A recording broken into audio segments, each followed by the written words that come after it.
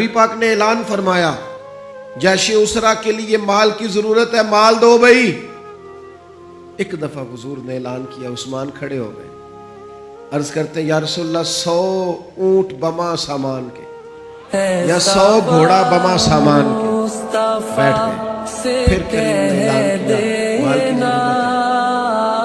عثمان پھر اٹھ کے یہ سیدنا عثمان نے غنی کا پیار، پھر اٹھ کے حضور میرا 100 اور کر بیٹھ گئے، پھر اعلان کیا۔ حضرت عثمان سے رہا نہیں جا رہا، ادھر ادھر پلٹ کے دیکھتے ہیں، وہ اندر پانی لوڑ نہیں، ہڑا نو رہ براندی۔ درویش کہتے ہیں تیرے اندر اگر عشق کا ہڑ آ جائے نا، ہڑ، وہ پھر کسی سے رستہ نہیں پوچھتا۔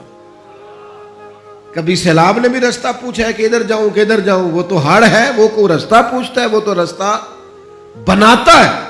پھر کہا کچھ اور چاہیے، تو حضرت عثمان اٹھ کے کھڑے ہو گئے، کہا یا رسول اللہ عثمان جو حاضر ہے، اور شامل کر لے میرا حصہ۔ اور پھر اپنے پیسے لا کے سارے حضور کی مقدس گود میں ڈالے۔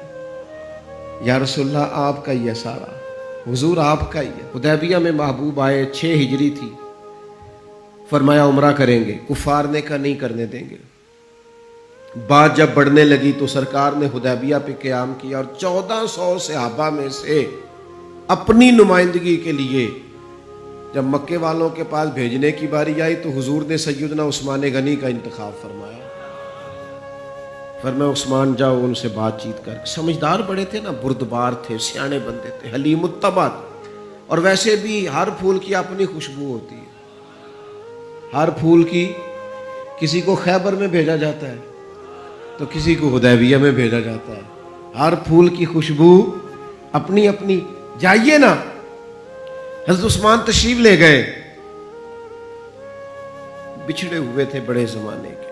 میں اور آپ صبح و شام دعائیں مانگتے ہیں، یا اللہ بیت اللہ شریف کی زیارت عطا کر، یا اللہ صفا مروہ کے پھیرے نصیب ہو، یا اللہ حجر اسود کی۔ کتنے لوگ تڑپتے ہیں، کتنی خواہش کرتے۔ اور جناب عثمان غنی کا تو پرانا پیار تھا حرم سے، وہ پیدا ہی اس علاقے میں، اور کتنے سال ہو گئے بچھڑے ہوئے۔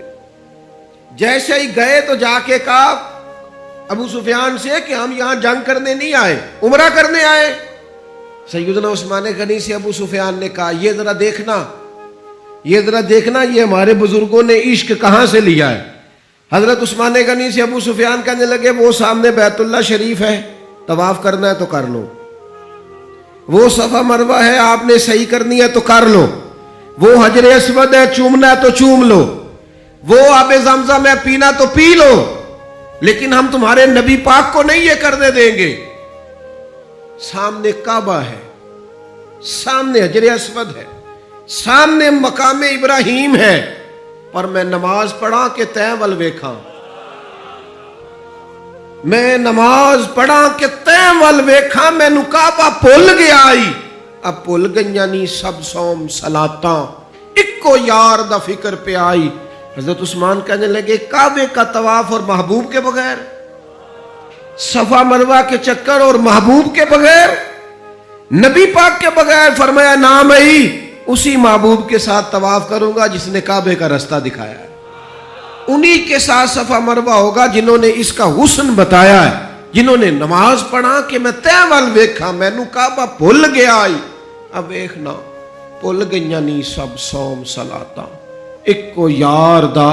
پھر یہاں سے لیا ہے میرے امام نے، یہاں سے عقیدہ لیا ہے میرے امام نے کہ حاجیو آؤ شہنشاہ کا روضہ دیکھو، حاجیو آؤ شہنشاہ کا، حاجیو آؤ شہنشاہ کا روضہ دیکھو، اور تم کعبہ تو دیکھ چکے ہو، اب کعبے کا کعبہ دیکھو، اور غور سے سن تو رضا کعبے سے بھی آتی ہے صدا، غور سے سن تو رضا کعبے سے بھی آتی ہے صدا، میری آنکھوں سے میرے پیارے کا روضہ دیکھو۔ میرے نبی پاک علیہ الصلوۃ والسلام کے غلام نے کہا نام بھئی طواف اور حضور کے بغیر، طواف اور نبی پاک کے بغیر، نا نا نا، سوال ہی نہیں پیدا ہوتا۔ ادھر ایک شخص نے بول کے کہا حضور عثمان تو بڑی موج میں ہو گئے، ہم تو تڑپ گئے مکے کی یاد میں، عثمان تو بڑی موج میں طواف کرتے ہوں گے، صحیح کرتے ہوں گے۔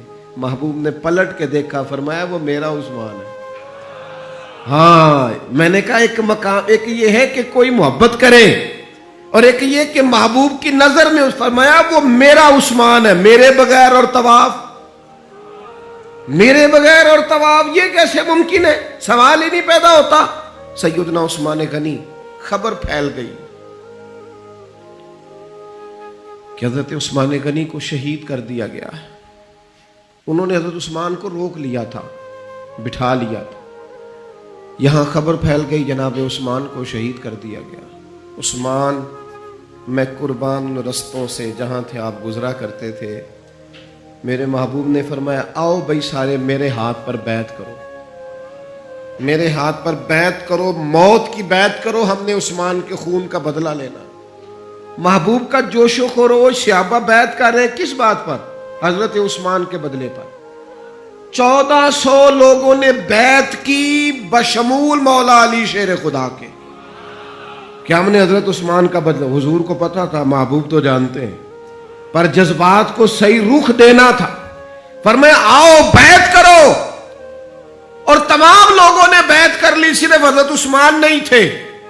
حضرت انس بن مالک فرماتے ہیں محبوب نے اپنے ہاتھ فضا میں لہرائے، فرمایا بھئی عثمان موجود نہیں ہے، فرمایا یہ ہاتھ میرا، یہ میرے عثمان کا، لو میں عثمان کی بھی بیعت کرتا ہوں، یہ عثمان کی بھی۔ حضرت انس بن مالک فرماتے ہیں، جناب انس بن مالک فرماتے ہیں قسم اللہ کی، وہ جس وقت نبی پاک نے کہا نا یہ عثمان کا ہاتھ ہے، فرماتے ہیں اس وقت عثمان کا ہاتھ کائنات کے سب لوگوں کے ہاتھوں سے بہتر ہو گیا تھا۔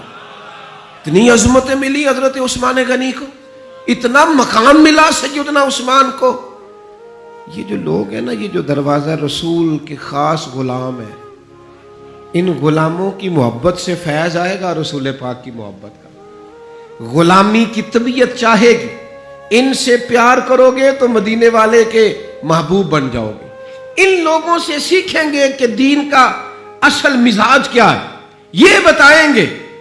حضرت عثمان غنی رضی اللہ تعالیٰ عنہ، انہوں نے رسول کائنات صلی اللہ تعالیٰ علیہ وسلم سے محبت کی، پیار کیا، اس انداز میں کیا کہ وہ درجنوں سینکڑوں لوگ کھڑے ہیں اور کئی دنوں کی بھوک ہے، تو منافقین ہنس رہے ہیں کہ دیکھو مسلمانوں کے پاس تو کھانا ہی نہیں، تو عثمان غنی اونٹوں پہ رکھ کے پکا کے لنگر بھیج رہے ہیں، ہمیں کھلاؤ، ان کو عثمان کی جانب سے کھلاؤ کھانے۔ حضرت عثمان غنی ایک صحابی قرض لے گئے، کچھ دنوں کے بعد آئے، آ کے کہنے لگے واپس لے کہنے لگے میں نے تو مربت میں دے دیا تھا، تو میرے نبی پاک کا غلام ہے، میں تو اس نسبت کا پابند دے دیا تھا، واپسی کا کیا معنی ہوں؟ حضرت سیدنا عثمان غنی کا ڈھلا ہوا رسیلا سجیلا مزاج، اس میں خوبصورتی، اس میں ٹھہراؤ، اس میں رسول پاک کی محبت کا رنگ۔ حضرت رقیہ رضی اللہ تعالیٰ عنہ حضور کی صاحبزادی ہیں، ان کے ساتھ حضرت عثمان غنی کا نکاح ہوا۔ جناب اسامہ بن زید کہتے ہیں حضور نے مجھے کچھ چیز دینے بھیجا، ابھی میں چھوٹا تھا، گھروں میں چلا جاتا تھا، اور بعض نے لکھا ابھی پردے کی آیتیں ہی نہیں آئی تھی، لوگ جاتے تھے ایک دوسرے کے گھروں میں۔ حضرت اسامہ بن زید کہتے ہیں میں گیا کھانا دینے، تو میں نے دونوں میاں بیوی کو گھر میں بیٹھے دیکھا، میں واپس آیا تو محبوب فرمانے لگے میری بیٹی اور میرے داماد کو دیکھا ہے؟ تو میں نے کہا یا رسول اللہ دیکھا ہے۔ فرمایا اتنے خوبصورت لوگ پہلے بھی کبھی دیکھے؟ اتنے خوبصورت تھے حضرت عثمان غنی، اتنے حسین تھے، اتنا ان کے مزاج میں نفاست تھی، اس قدر زیادہ شرم و حیا والے۔ حضور فرماتے ہیں ایسے لوگ کبھی دیکھے؟ میرے دوستوں، ان لوگوں سے پیار کرنا، ان سے محبت کرنا، ان کے ناموں پر اپنی اولادوں کے نام رکھنا، ان کی غلامی کا ذکر اپنی طبیعتوں میں پیدا کرنا، اور پھر نبی پاک صلی اللہ تعالیٰ علیہ وآلہ وسلم نا ان کا ذکر کرتے تو مختلف انداز میں، مختلف زاویوں سے۔ محبوب ایک باغ میں بیٹھے، یہ بھی ذرا دیکھنا، کبھی من موج میں ہوتا ہے اور تن شوق میں ہوتا ہے، کبھی کیفیات اور ہوتی ہیں، کبھی وہ ایک مقام پہ کہا تھا نا میرے اوپر ایک ایسا وقت آتا ہے کہ میرے ساتھ میرا رب ہوتا ہے جو اس کی شان کے لائق۔ تو نبی پاک علیہ السلام پر گویا وہ جو حضور فرماتے ہیں نا میرے ساتھ ایک ایسا وقت آتا ہے جب میرے ساتھ میرا کریم مالک کرم نوازی فرماتا ہے، وہی آتی ہے یا کلام کرتا ہے۔ تو محبوب پاک صلی اللہ تعالی وسلم تشریف فرمائے ہیں. جناب ابو موسیٰ اشعری رضی اللہ تعالیٰ عنہ فرماتے ایک باغ میں حضور بیٹھے تھے تو میری حضور نے ڈیوٹی لگائی باہر دروازے پر.